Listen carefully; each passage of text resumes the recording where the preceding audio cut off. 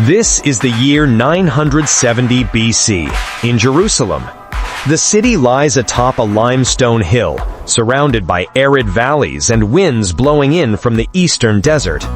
Inside a bright stone palace, King Solomon, the son of King David, meets with master builders and architects.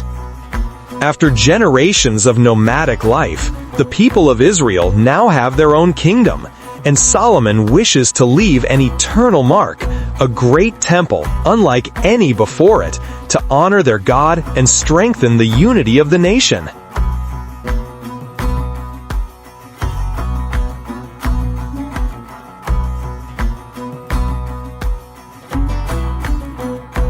Solomon chose Mount Moriah, located at the heart of Jerusalem, where the ground is firm and overlooks the entire city. The site stands higher than the surrounding land, ideal for construction, and symbolizing a temple that would rise toward the heavens, a prayer made of stone. Engineers surveyed the area for months, leveling every rock and expanding the platform by erecting enormous retaining walls, creating a rare flat terrace amid the rugged terrain. The entire site was divided into sections: the main sanctuary, the altar area, and living quarters for thousands of workers. From the cedar forests of the Lebanon mountains, thousands of massive cedar trees were felled. This wood, fragrant and rich in natural resin that resists decay, was regarded as a symbol of immortality and purity. The Phoenicians, the master seafarers of the Mediterranean, were responsible for transporting the logs by rafts across the sea, then along the coast to the port of Joppa.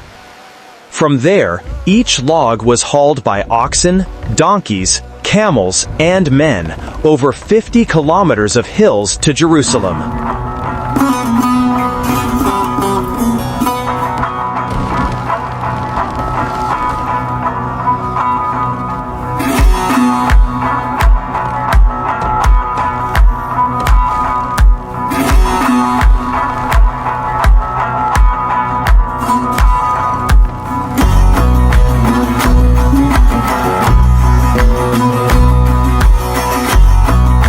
At the construction site, cedar wood was used for roof frames, pillars, and wall panels, while red cypress was used for doors, ceilings, and altars. When sunlight streamed through the roof gaps, the scent of the wood filled the temple, the aroma of northern forests blending with the prayers of the southern land. Before the first walls could rise, the entire surface of Mount Moriah had to be leveled, as it was originally uneven and sloped toward the east. Thousands of laborers and stonecutters worked tirelessly to expand the platform, chiseling away large rocks, flattening the surface, and building massive retaining walls of fitted stone along the mountain's side to create a level foundation. These foundation walls were so deep and solid that parts of them still exist today, the base of what is now known as the Temple Mount.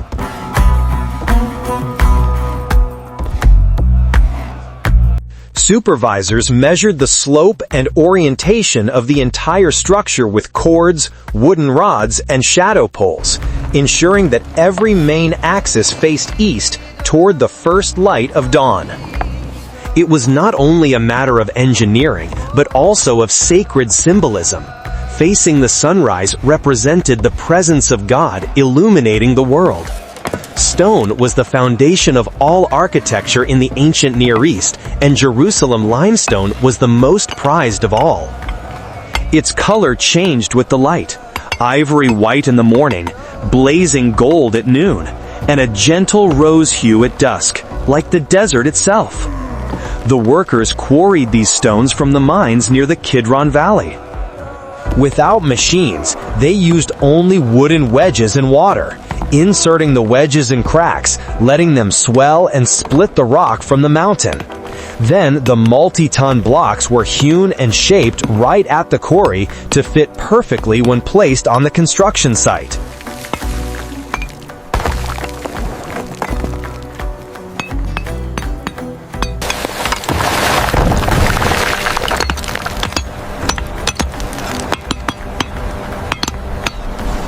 On each stone, the craftsman carved distinctive markings, handprints, hieroglyphs, or tribal symbols, to remember who had shaped it. Thus, every stone in the temple bore the silent signature of anonymous laborers who carved their lives into history. From the quarry to Jerusalem, the journey was far from easy.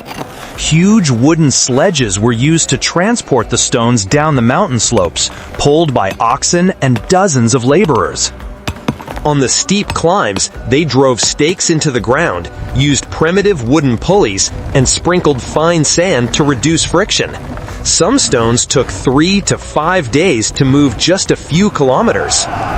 Phoenician workers from Tyre brought expertise in moving timber across the sea, while the Israelite builders handled pulling, lifting, and fitting. It was a collaboration of nations, a union of strength and skill, symbolizing Solomon's international vision.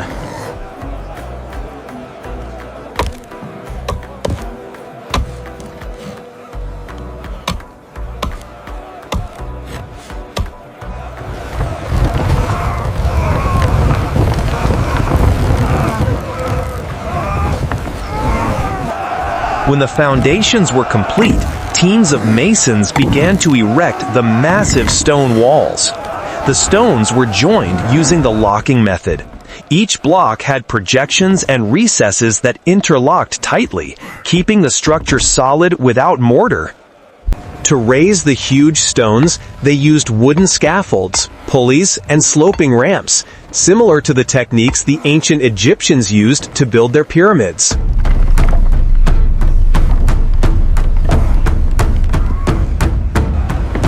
The two colossal pillars at the main entrance, named Jachin and Boaz, were cast in polished bronze, over 9 meters high, molded in one piece in a furnace outside the city. Each was decorated with lilies, pomegranates, and palm leaves, symbols of strength, blessing, and fertility.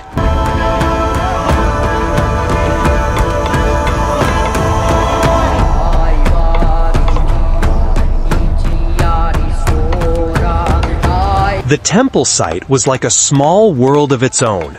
Tens of thousands of workers lived in camps made of stone and canvas, with mess halls, storage houses, and blacksmith workshops. Each morning, the sound of goatskin drums signaled the start of work. The laborers were divided into teams: quarrying, transport, carving, and assembly. At noon, they ate barley bread, dates, spring water, and olive oil.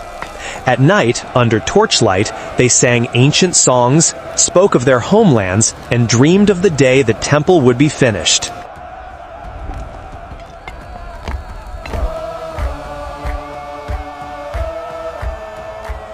After 7 years and 7 months, around 959 BC, Solomon's temple was completed.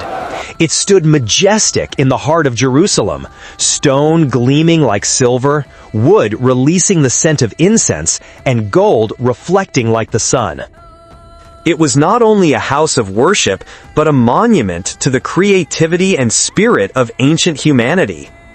From afar, the sunlight shimmering off the temple made it appear as though it were aflame with golden fire, an eternal lamp in the desert, symbolizing faith, wisdom, and mankind's longing to reach the divine.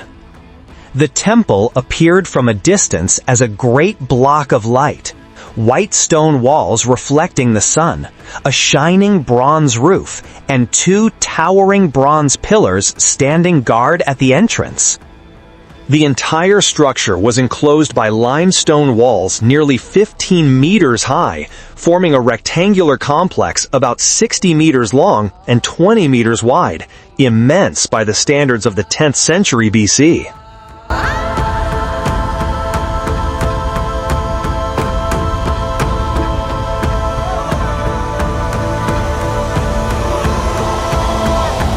In front lay the outer court, where the people brought their offerings, oxen, sheep, doves, to be presented by the priests. At the court's center stood the great bronze altar of burnt offerings, where fire was kept perpetually burning, symbolizing the unending presence of God.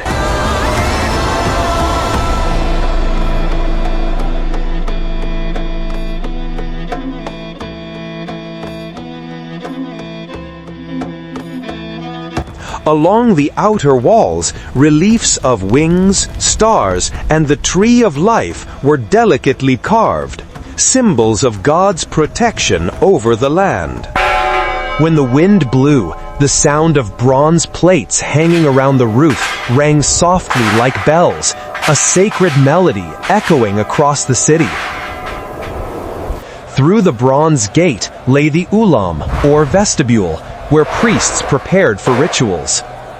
Golden oil lamps hung on the walls, their light shimmering across the cedar panels, filling the air with a soft fragrance of incense. Beyond it stood the Hekal, the main sanctuary, vast and high, where even footsteps echoed like whispers of the wind. Every wall inside was overlaid with gold, engraved with lilies, palm trees, and vines, symbols of life, blessing, and prosperity. The floor was inlaid with alternating black and white marble, giving the feeling of walking upon a starry sky. At the center stood 10 golden lampstands, each taller than a man, representing the divine light of the 10 commandments given to Moses. To the right was the table for the consecrated bread. To the left, a golden incense altar, where priests burned frankincense every morning. The mingling of fragrance and light filled the space, transforming the temple into another world, a place where time itself seemed to stand still.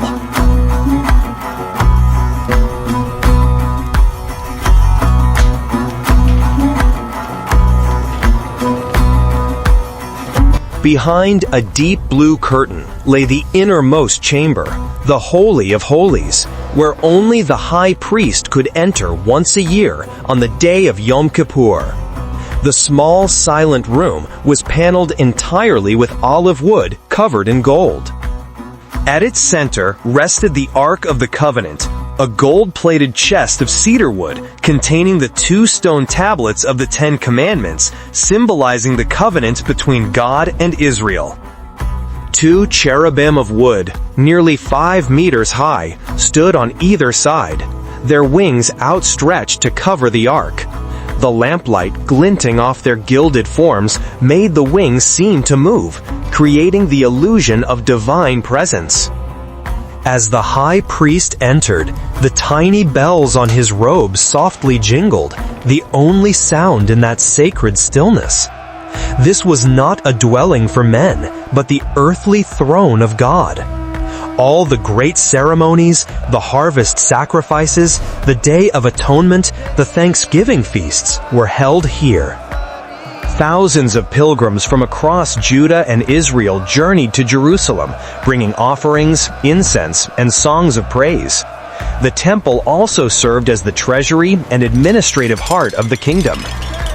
In the side chambers, gold, silver, tax records, and offerings were stored, a testament to the union between religious faith and royal authority.